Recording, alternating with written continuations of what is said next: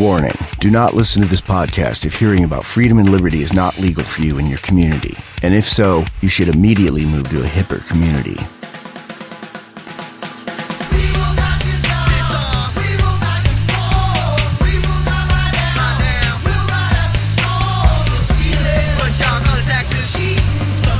Welcome to the Freedom Fiends Podcast, a weekly web lab where Michael W. Dean and Neema Vedadi cover the punk rockinist, hip-hopinist current events, as well as timeless universal truths about life, liberty, and the pursuit of happiness, because there's no such thing as half-free. The Freedom Fiends Podcast, available from freedomfiends.com.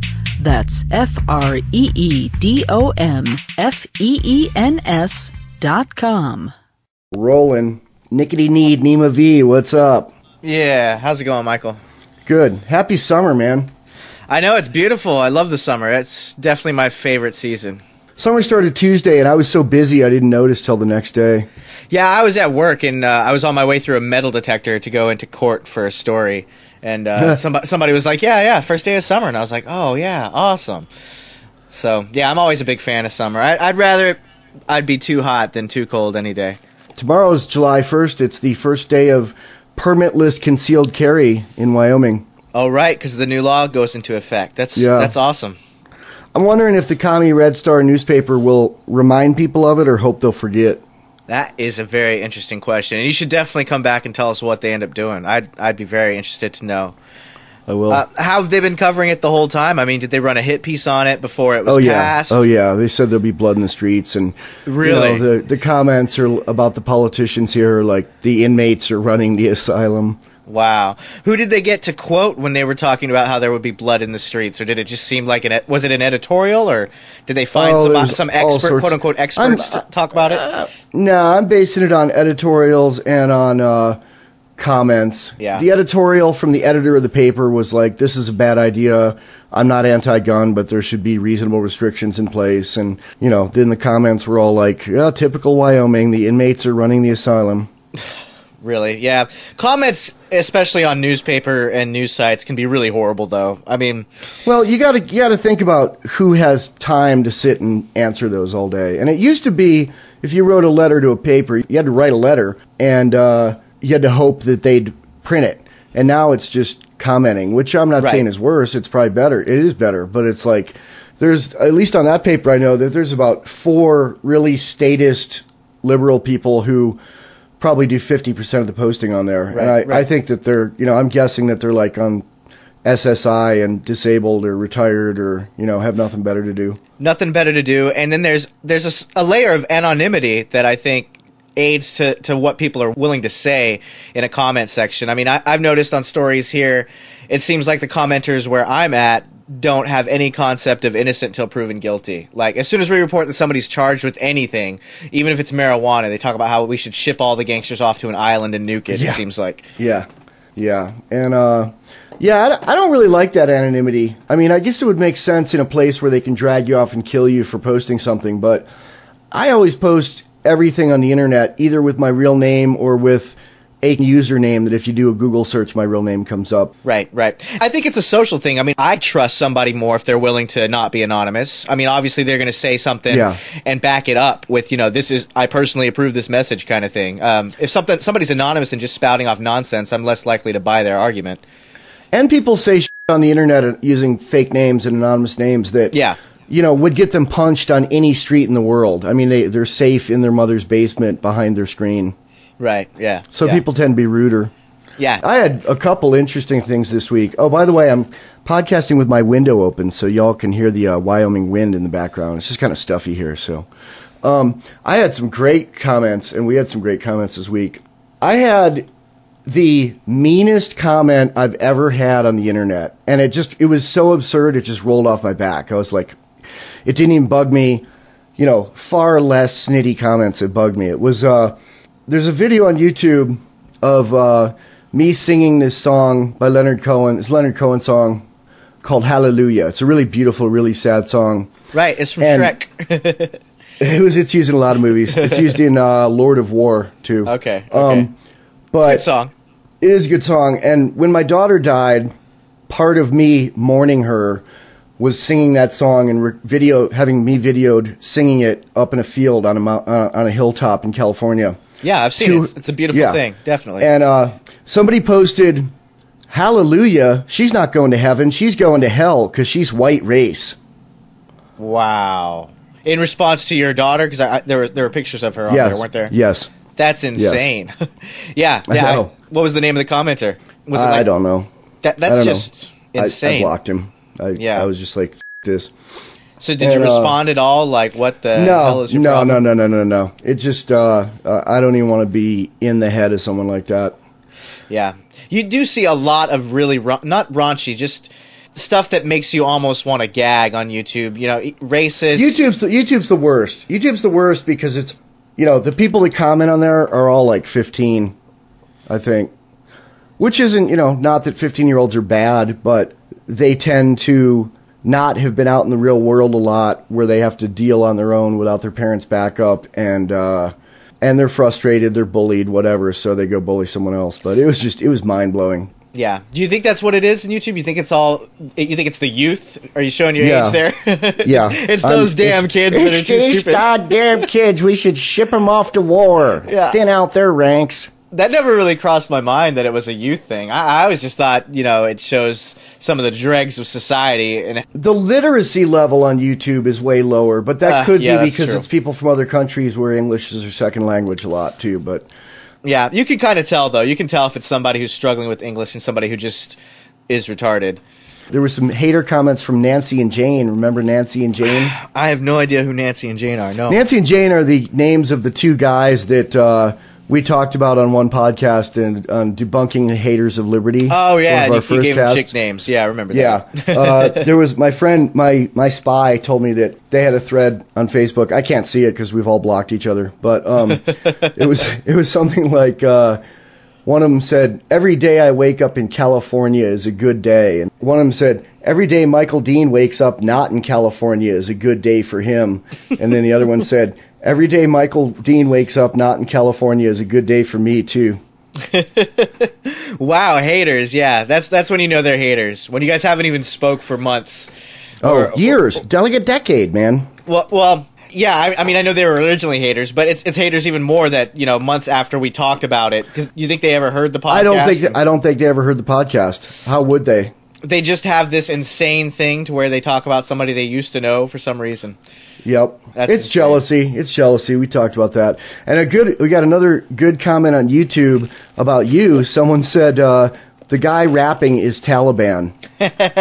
I did see that. You sent me that. No, it was the guy rapping is a Taliban. Is a Taliban. And I replied, I am a Taliban. And I said, not at all. Neema opposes all tyranny, and it's kind of racist for you to say so. Not all Middle Eastern young men with beards and AKs are evil. Yeah, I mean, that goes back to the literacy thing we were talking about. Yeah, I'm a Taliban.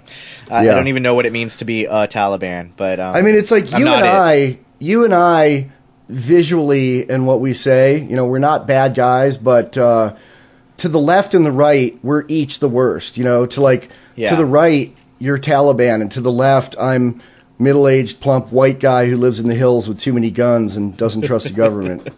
You think that's it? We attract the worst of each side? Yeah. I hope not. That's our strength. We were talking about John Wilkes Booth a while back, and there's something that I learned recently that I didn't know, was that John Wilkes Booth was one of the most popular stage actors in America. Did you know that? So he was like the Brad Pitt of his time. It'd be like if Brad Pitt killed a president, What would you think about that? That would be like the biggest story of all time if Brad Pitt shot Obama. Well, it's weird because usually the people that do high-profile killings of anybody are really, really nobodies, Yeah. They're nobodies with nothing to lose. Like, the guy that blew up the federal building, like, one of his big complaints in his life was that he couldn't get a girlfriend. And he was a really good-looking guy, but he didn't have the social skills to get a girlfriend. And Jared Loughner had a lot of problems getting girlfriends, and, So it's all just sexual repression that's making people do things like that? The thing about John well, Wilkes Booth, you never really hear much about the Lincoln death story. I mean, it's like one paragraph in a history textbook that you read once in 8th grade, and then, nobody covers it. There's no documentary about it. It's not on the History Channel 24/7 like something like the Hitler suicide would be. Actually, there was a History Channel thing about it. Ah, was there? Well, I guess I don't have TV, so I can't comment. It was an interesting and complicated plot, and it involved more assassins and more people like the vice president and the secretary of state who they didn't get to. You know, the guy William Seward, who I used to live in his house, he was targeted for assassination too. But as soon as Lincoln was killed, everybody circled their wagons. So how did it happen? Was he walked up behind him after the show? I thought it was during the show. But was he an actor in the show at the time? I don't think so. That'd be weird. People think it was part of the play. Yeah. Like he goes out into maybe Lincoln was heckling him. Well, that's the skit you talked about. Yeah, that's the whitest kids in the room. Yeah, maybe that's really what happened. Do you think it's ironic that the first black American president is bombing the hell out of Africa? Yes, that thought has totally crossed my mind. Yeah. I could just imagine Obama, growing up with a Kangol and a little Africa pendant. Now he's bombing Libya. Because he probably got beat up for wearing that Africa pendant. Probably. He probably used to dress like Gaddafi, and he's a little bit insane about it now. Yeah, the whole Libya thing just strikes me as so insane. I mean, it's just, if you want any more proof that we're in bizarro world, it's all right there. Especially all the Orwellian gymnastics when it comes to talking about it and the War Powers Act. It's not a war, it's a kinetic military action. And then this was the real beautiful one, saying that there's no hostilities because there's no way anybody in Libya could actually hit us with a bullet or anything. No way they can fight back, so it doesn't count as hostilities. It's not a war because we're just killing them. Yeah, we're just killing them. There's no way they could kill us. Well, I hate saying we. We're not killing them. Right. The government. So read this description of this book called Emily's Debt. I think it's like kink erotica for Alex Jones fans.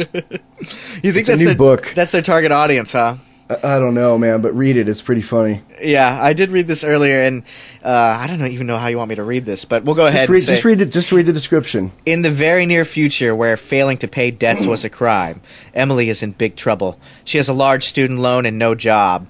She's heard, of course, that debtors were sent to jail. Instead, they're rented to corporations and businesses so that their work can help pay off their debts.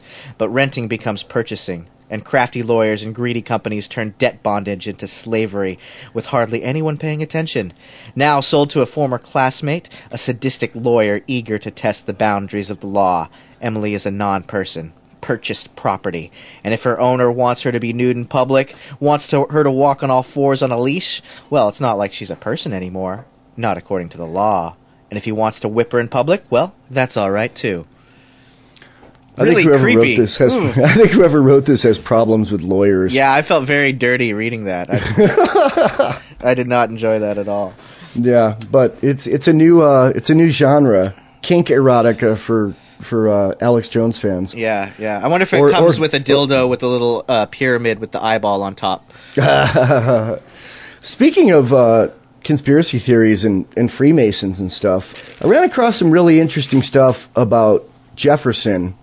Basically, I've never really known what to say when people say, what are my religious beliefs?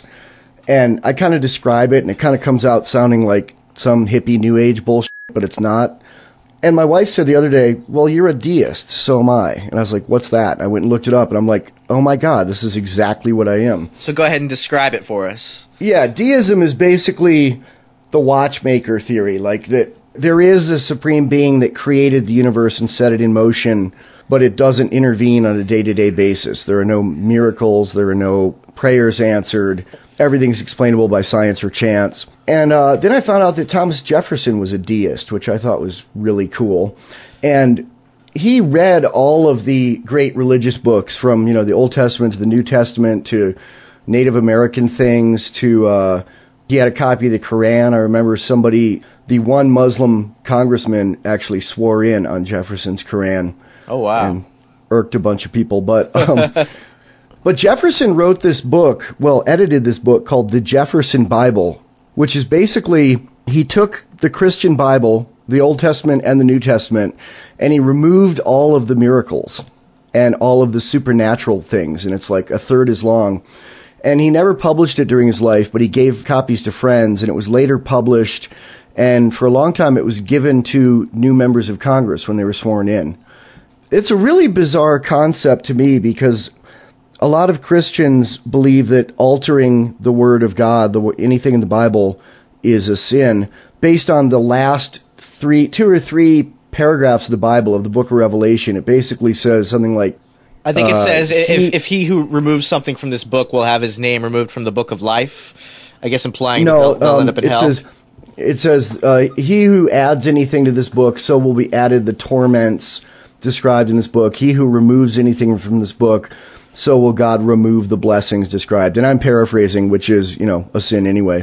But that's basically it. And I think it's really bold that Jefferson did this. And it really makes me think about people who say, well, America's a Christian country. Thomas Jefferson was a Christian. No, he was a deist who followed the word of Christ and a bunch of other people. If I recall, he wasn't the only deist when it comes to the founding fathers either.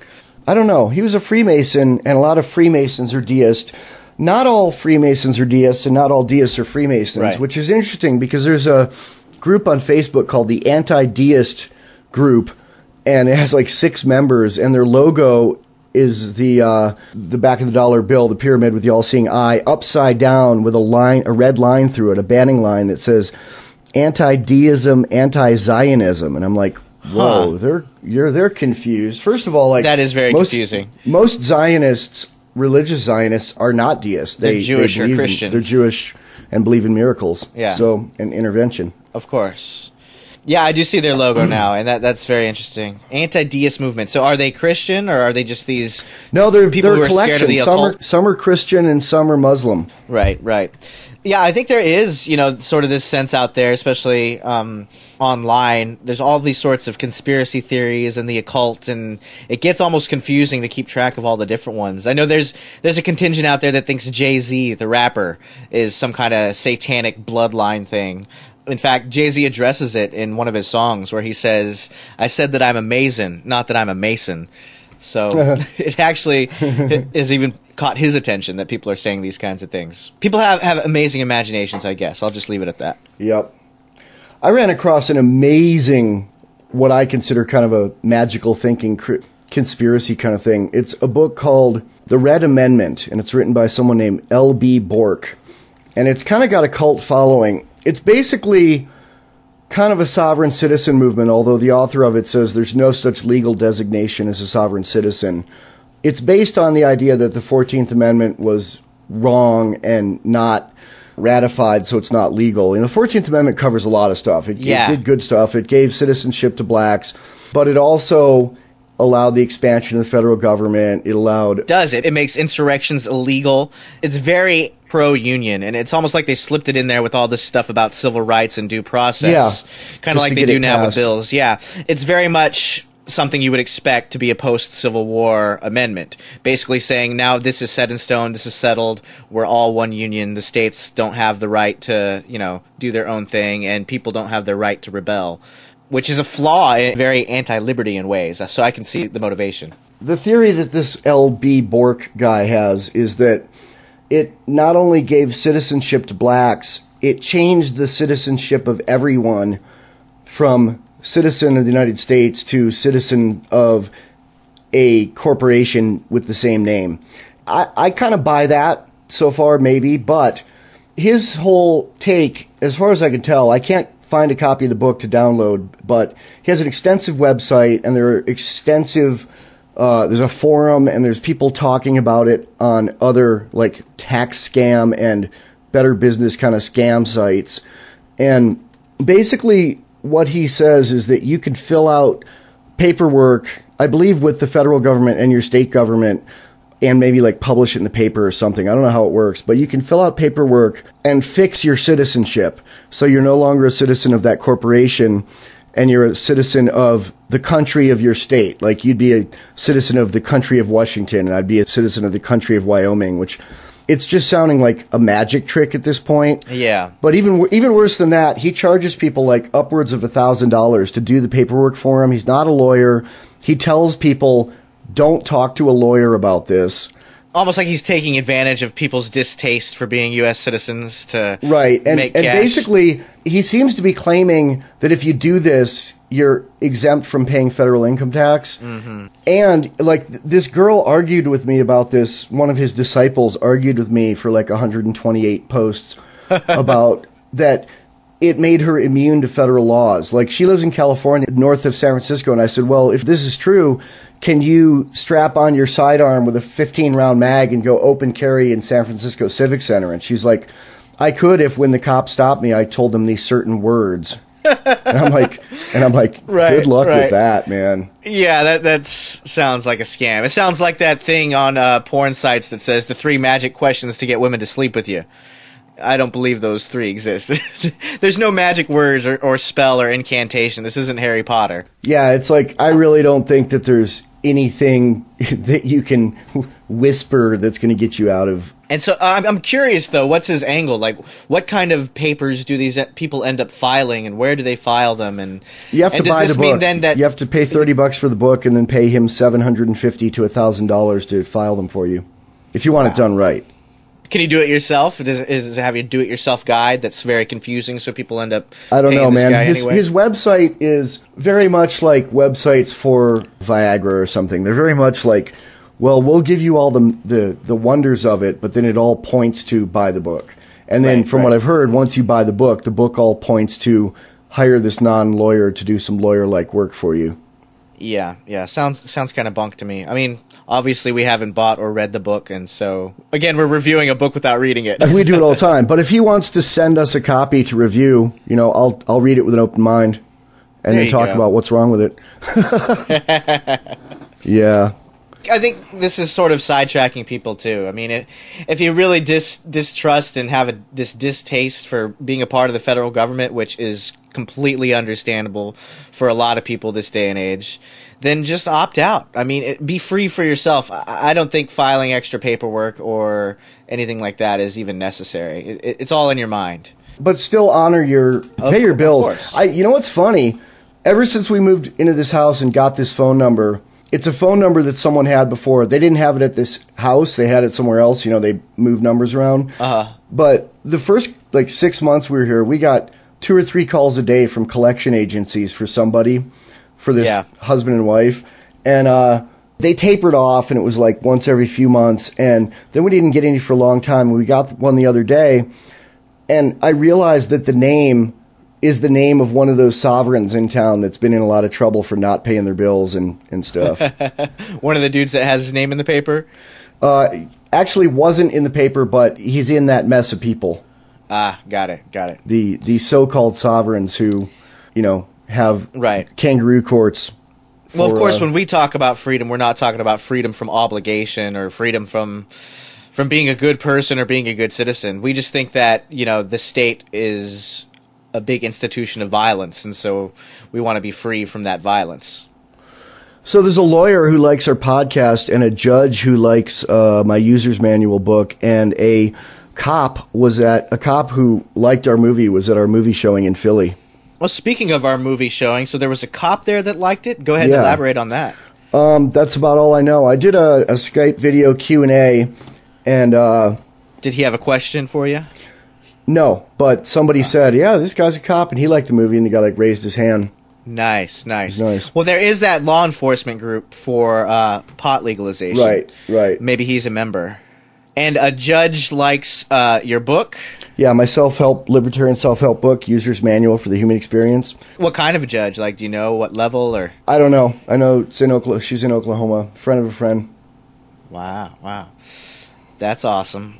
Yeah. And what was the other one? A lawyer who listens to our podcast. Yep. And likes it. We should send a shout out. Shout out to the lawyer who likes our podcast. I have a shout out that I really want to give was this guy that gave us a donation, our first donation ever, $50, which is pretty cool. Yeah, and, thanks a bunch. We'd like more. Yeah, we'd like more of those. If we got enough, obviously, if we got enough of them, we'd do this twice a week. But we just can't afford the time to do it right now.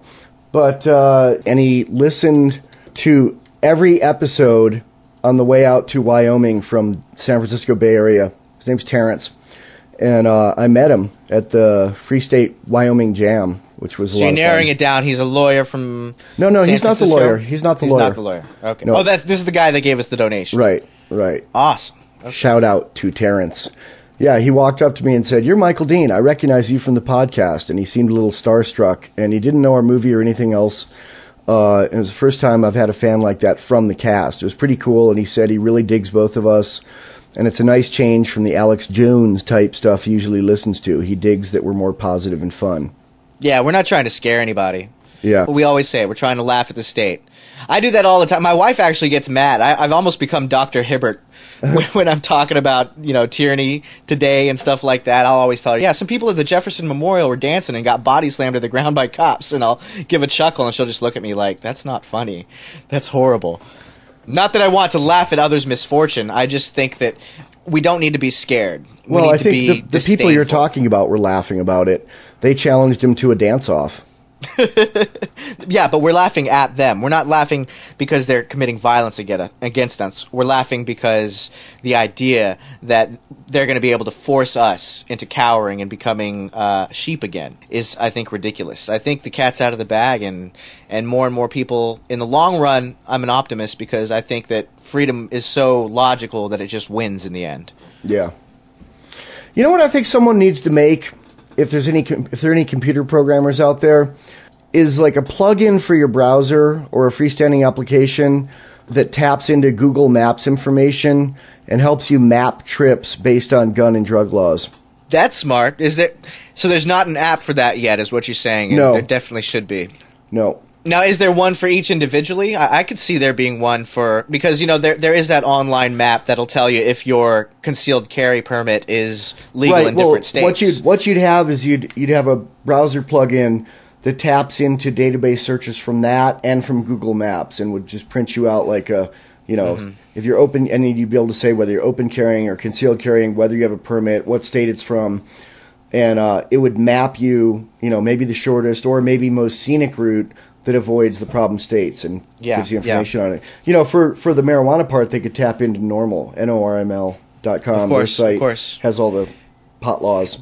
And either way, even if they didn't route me, I think that'd be great to just have the map and I could route myself. Yeah. And to look at it and obviously decide where I'd like to take a vacation to in the first place. So I got a tyranny today. And now, the Neema News with Neema Vedadi. And now for your daily dose of nanny statism in our daily segment, Tyranny Today. Tyranny Today.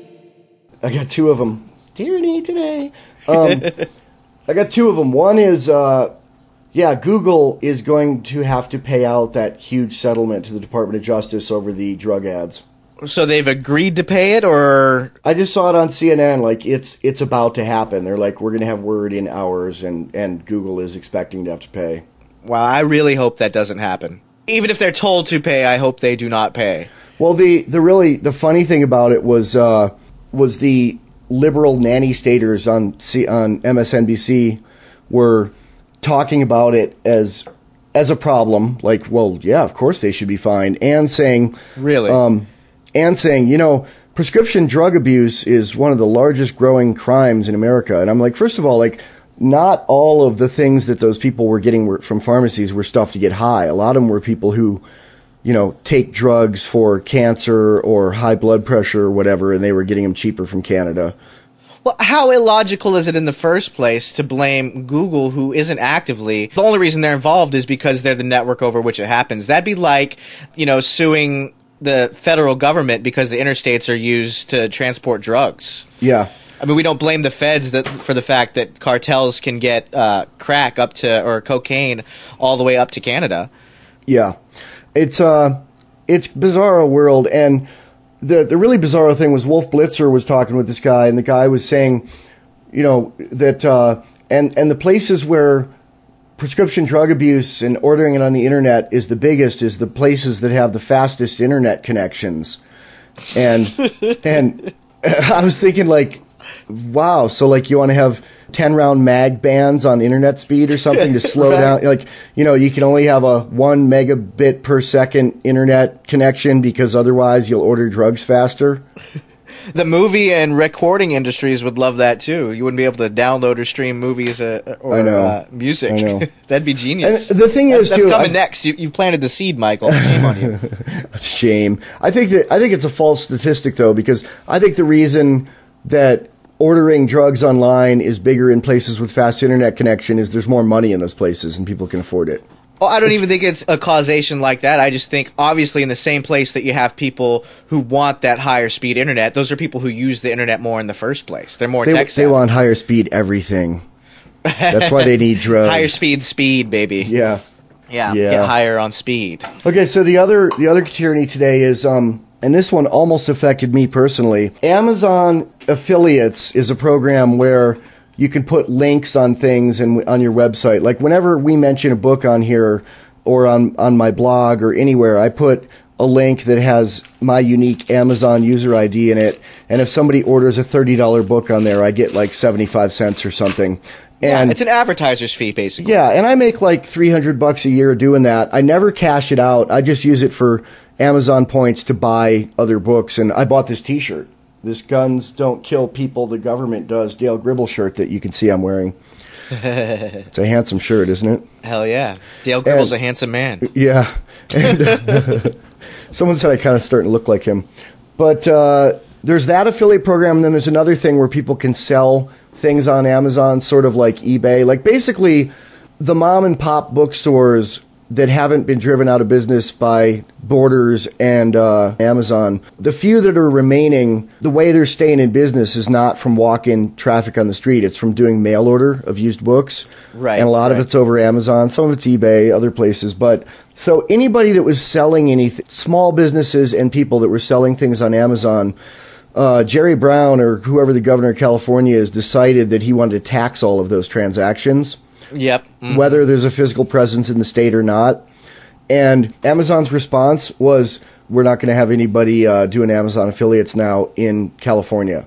Yeah. And that's a huge state. And it's like, all of a sudden, there's these mom and pop businesses being driven out of business. It's going to more ruin the economy of California in something that was supposed to like get money for California. It's going to have an unintended consequence of less money for California. Yeah, of course, obviously. They're driving them out. And, you see this on the federal level, too. When they raise tax rates, when they lower tax rates, it seems the tax revenue always stays about constant because taxes prevent people from wanting to do business wherever the taxes are higher.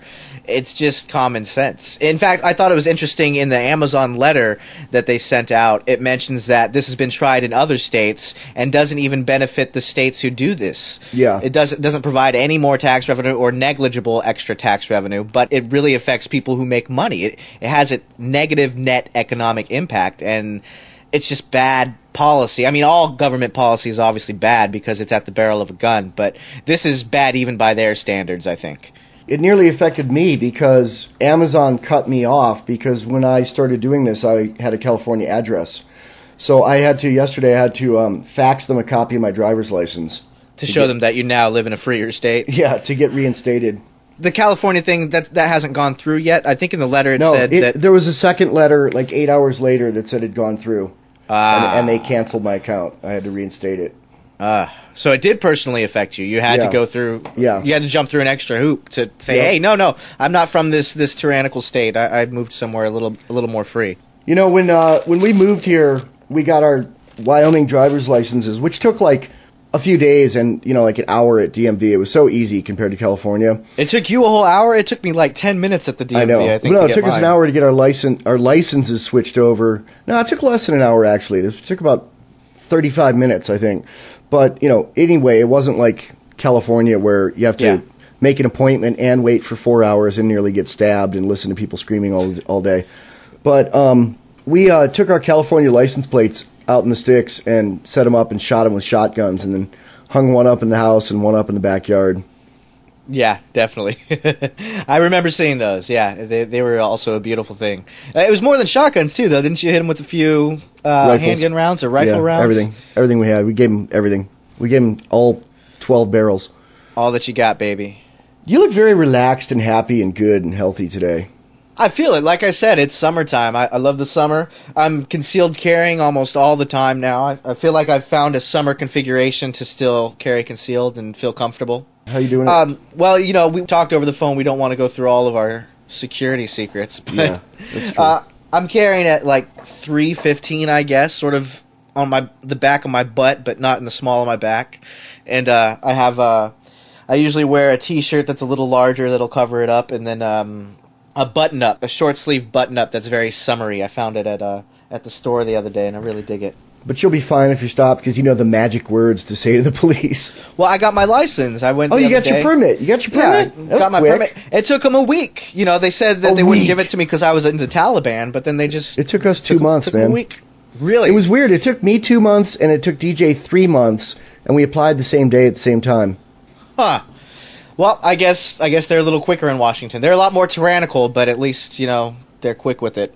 Yeah, they get it over. It's wham bam, thank you, mammy. All they want is money.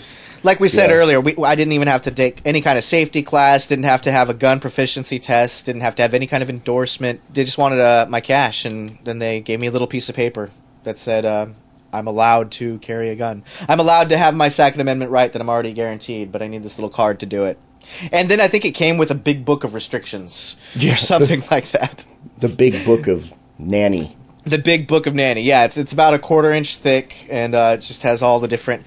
We have what's called RCWs here in Washington. It's like all these little nanny laws, and everybody navigates this sort of system of RCWs. And average people on the street will know about them, and they'll just say, "Oh, well, you can't do that because it's RCW." Blah blah blah blah. And they're like, "Wow, it is really statist to the core here." So talk about Lupe Fiasco. Talk about Lupe. Where are we at on Lupe? When was the last time we mentioned him? He's sort of an ongoing motif sometimes. He's our mascot. He is. Well, he called Obama the biggest terrorist. I definitely dug that. And I like black folks who don't drink the Kool-Aid. Yeah. There's a couple rappers that don't like Obama, aren't there? There are, and it's also a thing in black culture. One of the most notable ones, I think, is the guy who does the Boondocks, the cartoon. You obviously saw the Dick riding Obama bit. I watched some Boondocks last night. I loved it. I like the thing about nigger technology. It's any technology you can't plug into a printer. Because niggas never have to print anything. It's just for niggas to talk to other niggas. Yeah, and that's Samuel L. Jackson doing the voice of a white guy who says that. Is that... I saw him in the credits, but I didn't know which voice he did. He does, what's the kid's name?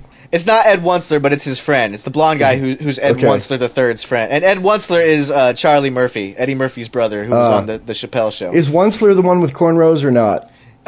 No. Samuel L. Jackson does the guy with cornrows. The other guy is the son of the really rich guy who's supposed to be like, the big capitalist fat cat. Yeah, they're two white guys that, like, ex-army guys that dress up in mall ninja stuff and go rob banks, but it's always like banks that their grandfather owns, and they just give them the money, carry it out to the car, and then like, I think you did a really good job today. It was better than last time. Yeah, and they were robbing all the houses in this rich white neighborhood so that people would buy his dad's company's security systems. It's his grandpa, I think. And like, they drop their wallet at a robbery, and the cop brings them their wallet at their house. Right. But anyway, show, obviously it used to be a comic strip, the Boondocks. Very politically aware African-American guy, obviously, who draws it. And it's just, it's great as far as hip-hop culture and all that stuff. And they totally rip on Obama all the time. The first episode of the 3rd season was about Obama getting elected and how you shouldn't dick ride on Obama. Dick riding Obama. Yeah, they had this fake Will.i.am song called Dick Riding Obama. But it's really Will.i.am singing it. No, I don't think it is. I do not think he'd agree to that. No. And then Thugnificent, he's another rap character who's supposed to be sort of like Ludacris. He raps on it and says something to the effect of, Dick riding for America, Dick riding for a rock. It's okay to ride a dick just as long as it's Barack's. So, yeah, they totally rip on them. And then there's this episode with the fried chicken. You see that one? There's the fried chicken virus. And everybody's getting it. They think it's the end of the world because they get it from KFC, and so everybody's getting sick.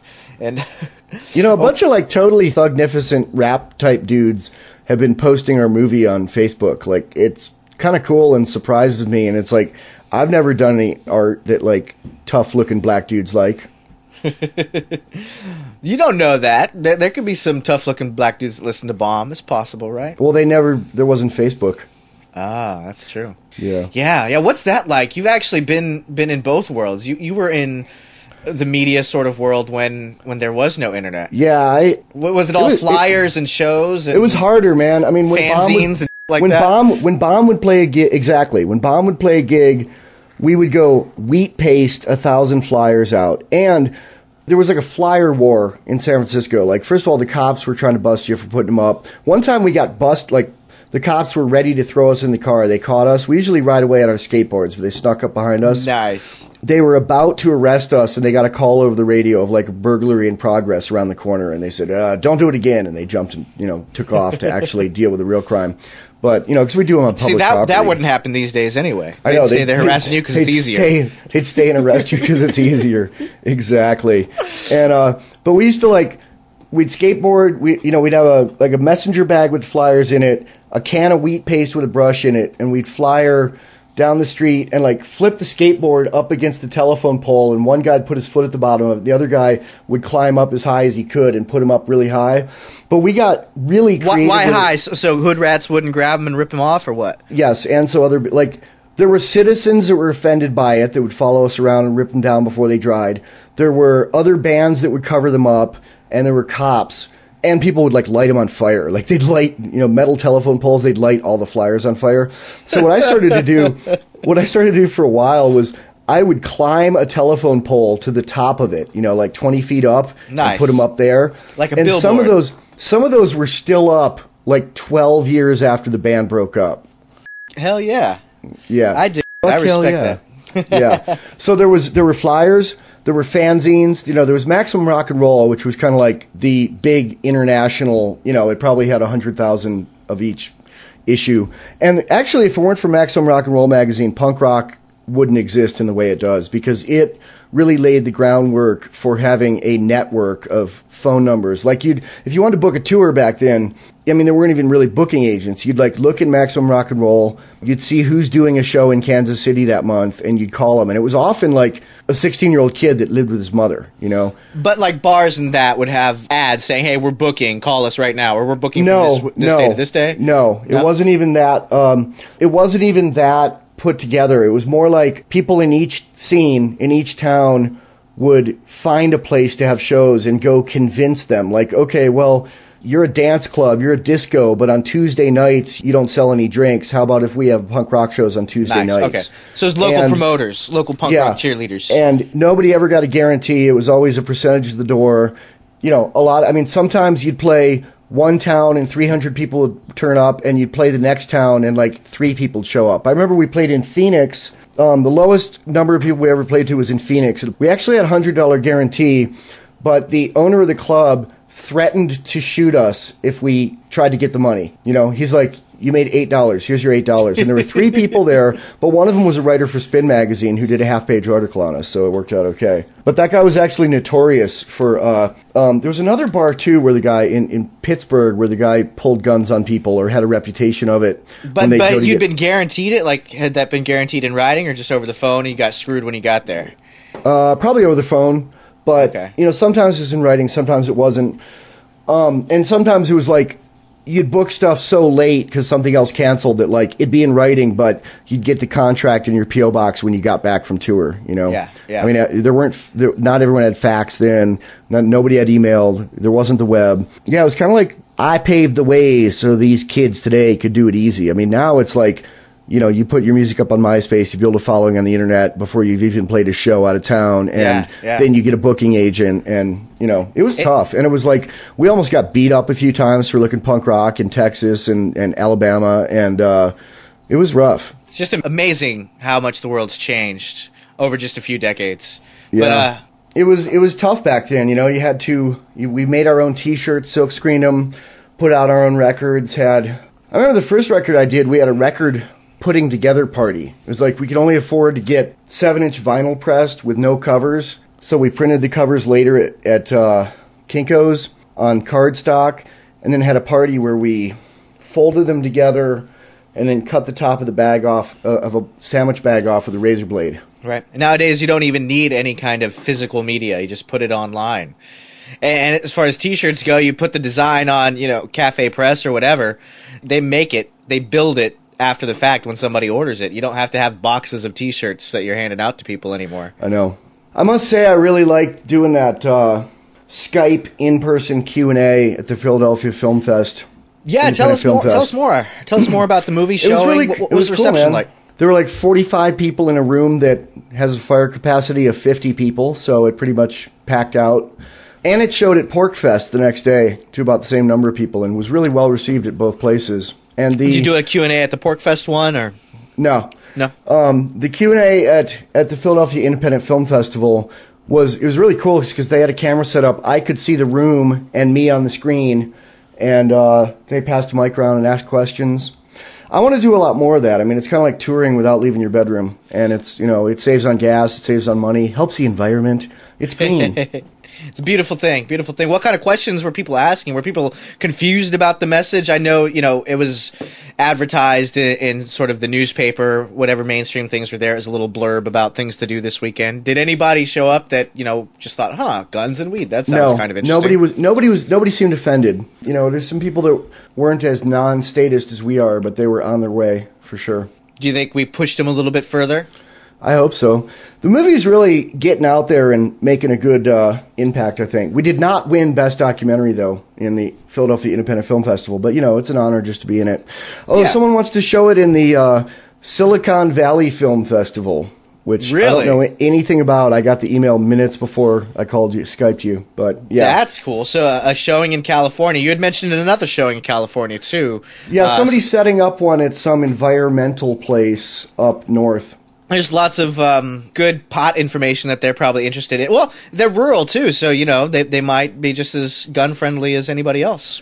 Yeah, my general feeling or observation of far north California, you know, up near the Oregon border is it's gun-friendly, it's weed-friendly, but it's still kind of statist leftist a lot of times.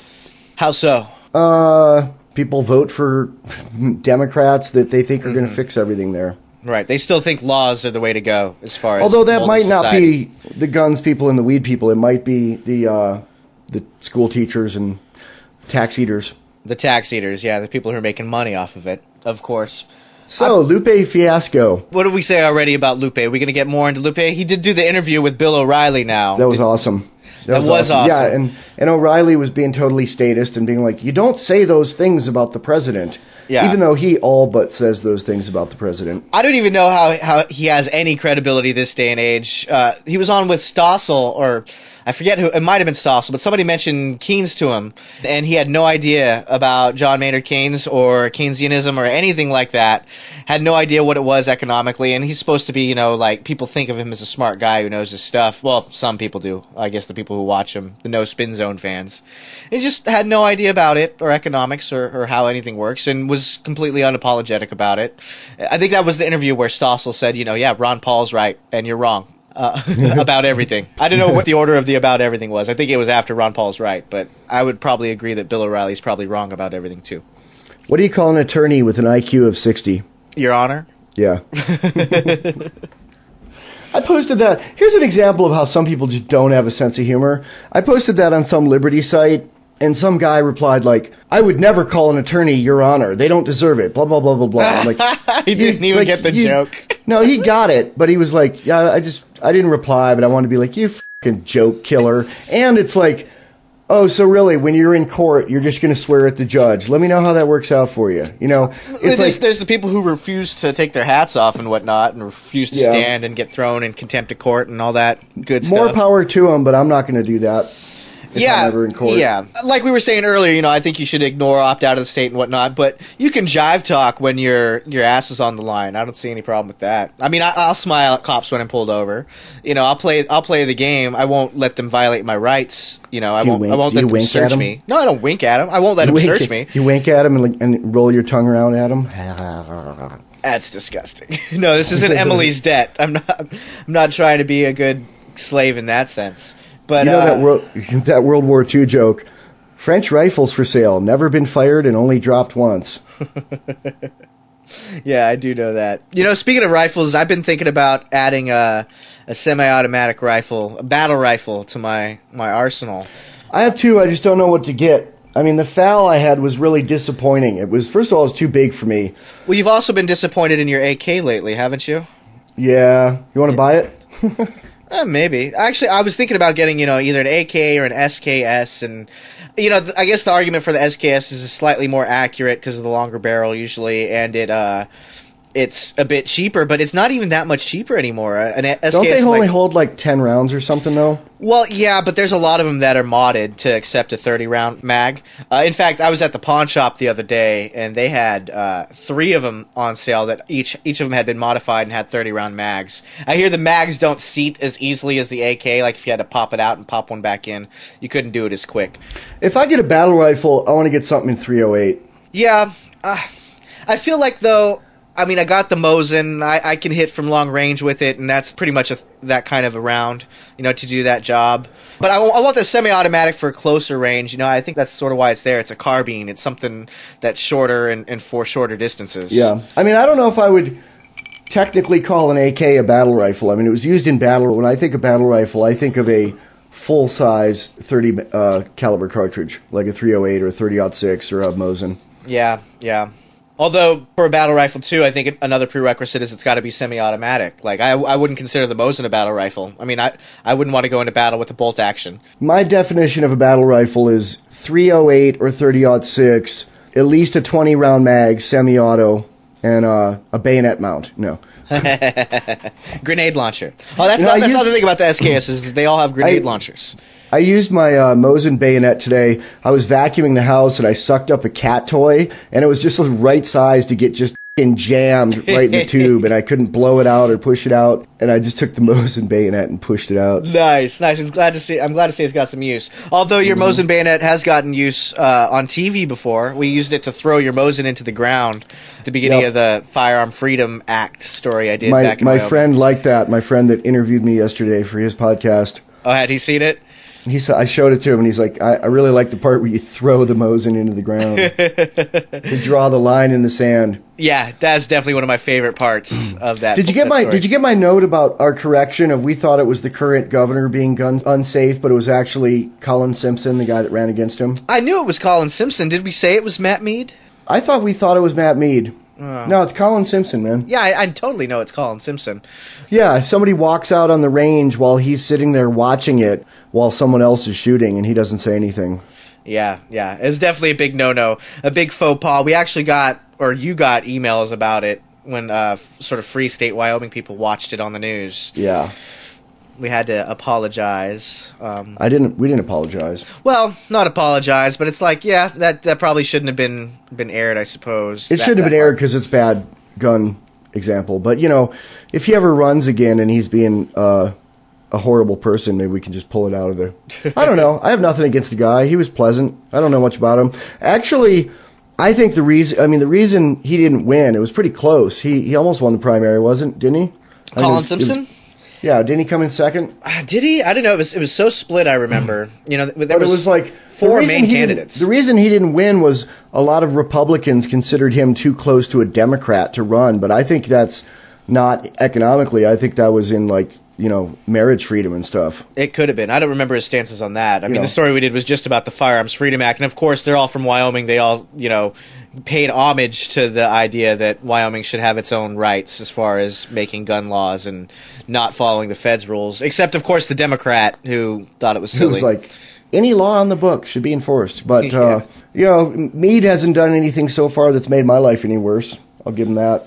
There was some legislation that I'm sure he signed that make things less free. I'm sure he signed the spice ban, didn't he? But personally, I don't smoke spice. There's the thing of I'm in favor of all freedoms, but then I'm also a realist of if I was in favor of all freedoms only in a theoretical way, I'd still be in California because I'd be like, well, they're more into gay marriage and they're more into weed, but I don't gay marry or weed, so I live in Wyoming because I have guns and don't like to pay a lot of taxes.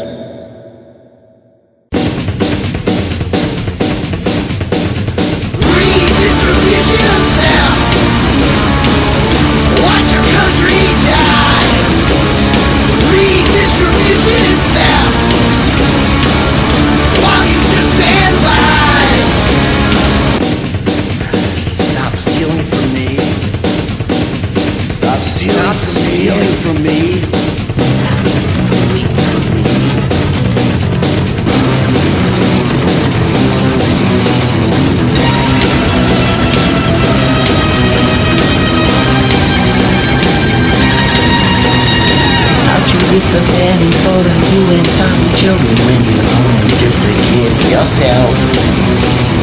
Begging from your neighbors for those folks you'll never meet, with a healthy dose of mashed potatoes and guilt with your meat. When you cannot eat in class unless you bring a lot, it's a socialist indoctrination for the happy tots. When they got the soccer where everybody wins, no more competition for American kids. Redistribution of theft. Watch your country die. Redistribution is theft. While you just stand by. Stop stealing from me. Stop stealing from me. Stop stealing from me. Stop stealing from me.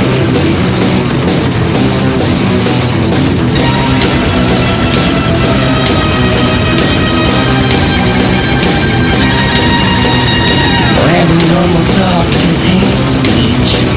Stealing more of our rights out from our reach. California failed social experiment. Give your money to the bums who'll never earn a cent. Get the federal powers that they ignore in 8th grade math. You wanna take it global. Make it all people, but for some more so than others. Giving all our money to career welfare mothers. Redistribution of theft. Watch your country die. Redistribution is theft. While you just stand by. Stop stealing from me. Stop stealing from me. Stop stealing from me.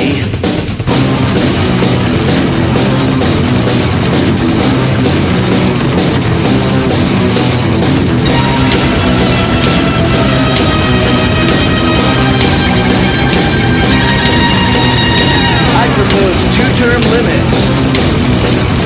First one in office, the second in jail. For student volunteers build us labor camps when they think that they're building schools. Visit your neighbor, don't bother to fret. Email the White House about that right-wing threat. We're branded true Americans with chips in our arm.